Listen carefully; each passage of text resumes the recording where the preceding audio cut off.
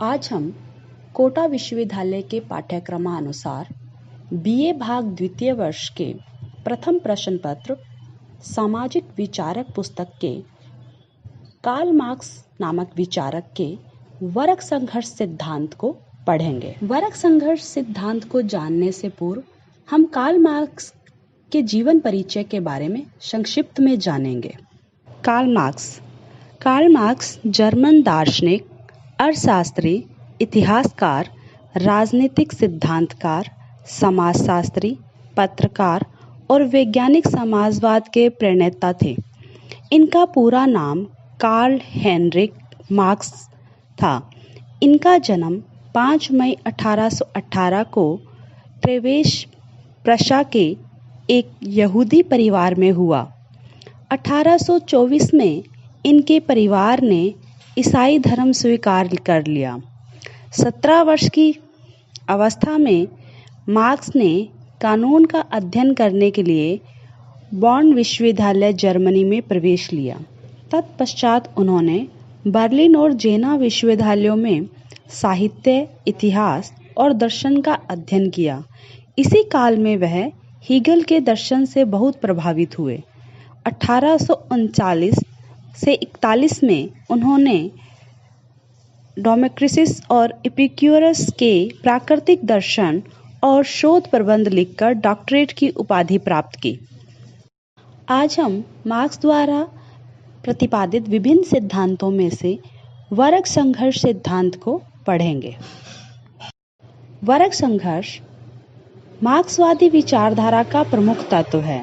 मार्क्सवाद के शिल्पकार कार्ल मार्क्स और फ्रेडरिक एंजेल्स ने लिखा है, अब तक विद्यमान सभी समाजों का लिखित इतिहास वर्ग संघर्ष का इतिहास है।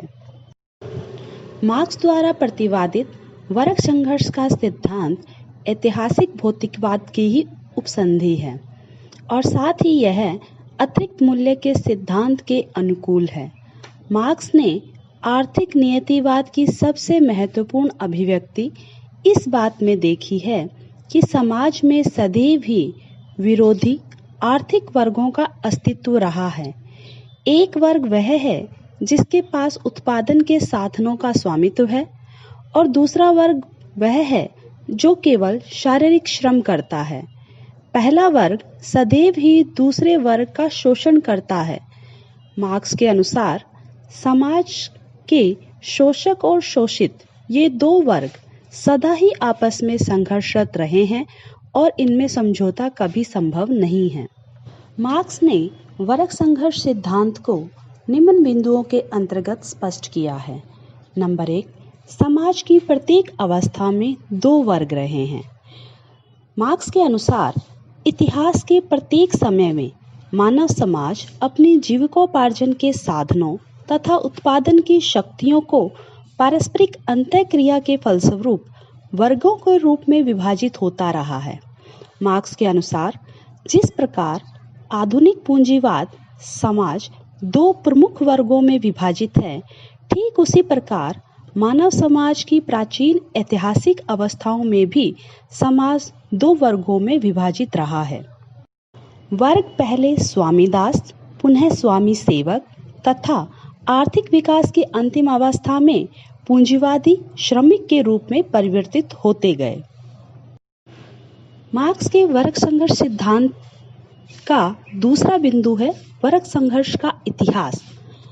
मार्क्स का कथन है कि सदा से ही प्रत्येक समाज में दो विरोधी वर्ग, एक शोषक दूसरा शोषित वर्ग होता है।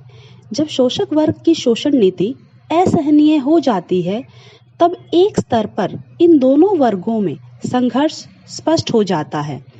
कम्युनिस्ट घोषणा पत्र में मार्क्स और एंजेल्स ने लिखा है कि अभी तक के सभी समाजों का इतिहास वर्ग संघर्ष का ही इतिहास रहा है। स्वतंत्र व्यक्ति तथा दास, कुलीन वर्ग तथा साधारण जनता, सामंत तथा अर्धदास किसान, गिल्ड का स्वामी और उसमें कार्य करने वाला कारीगर, संक्षेप में शोषक तथा शोषित सदा एक दूसरे के विरोधी होकर कभी प्रत्यक्ष तो कभी अप्रत्यक्ष परंतु अनवरत युद्ध करते रहे हैं। इस संघर्ष का अंत प्रत्येक बार या तो समग्र समाज के क्रांतिकारी पुनर्निर्माण या संघर्षरत वर्ग की आम बर्बादी में होता है।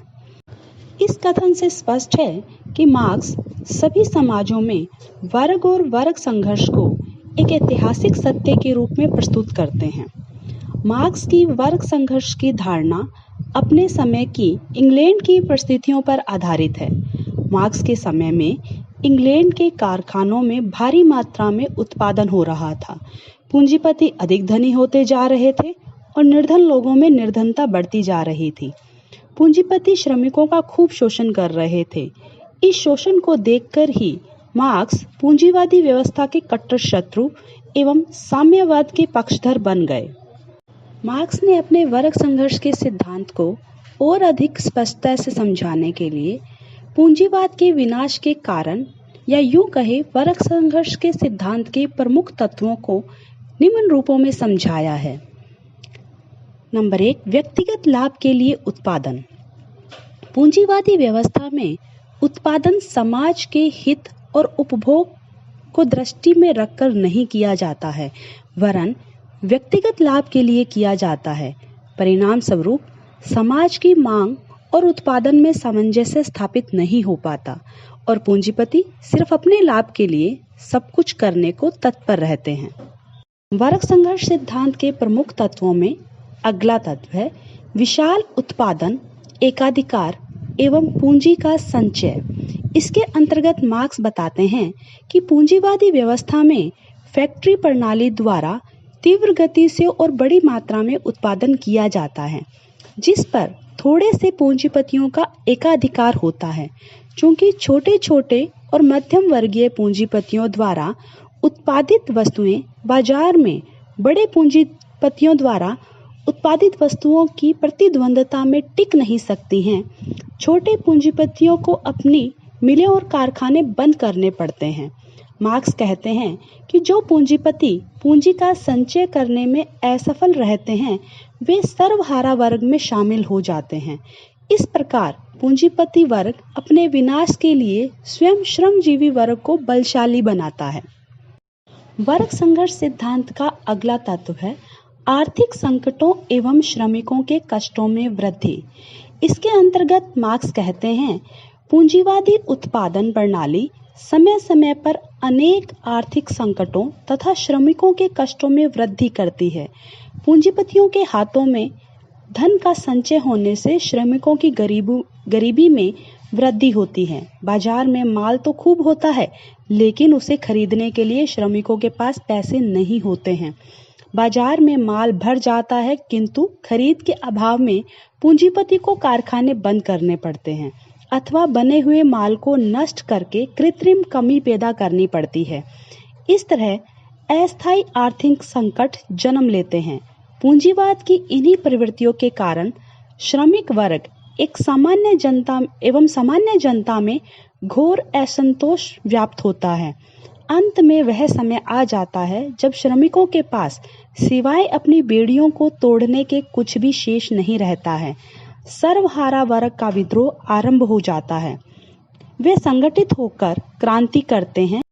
मार्क्स के वर्ग संघर्ष सिद्धांत का अगला बिंदु है अतिरिक्त मूल्यों को पूंजीपतियों द्वारा हड़प लेना।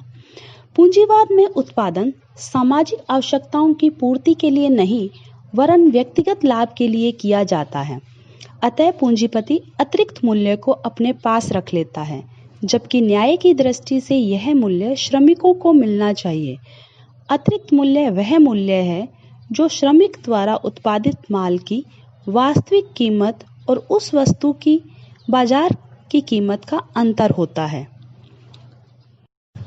पूंजीवाद के विनाश के कारणों के अंतर्गत मार्क्स ने अगले कारण को स्पष्ट करते हुए कहा है व्यक्तिगत तत्व की समाप्ति।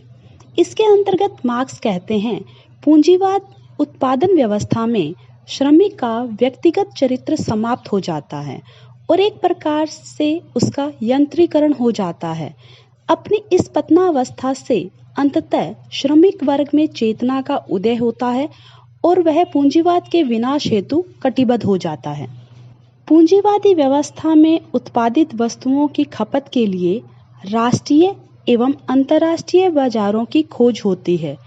यातायात संचार के साधनों की वृद्धि का एक परिणाम यह होता है कि जो संघर्ष पहले राष्ट्रीय स्तर तक सीमित था, वह अब अंतर्राष्ट्रीय बन जाता है और तब श्रमिक इस नारे को बुलंद करता है, दुनिया के मजदूरों एक हो। इस प्रकार उपयुक्त कारणों से पूंजीवाद स्वतः अपने विनाश की ओर बढ़ता जाता है।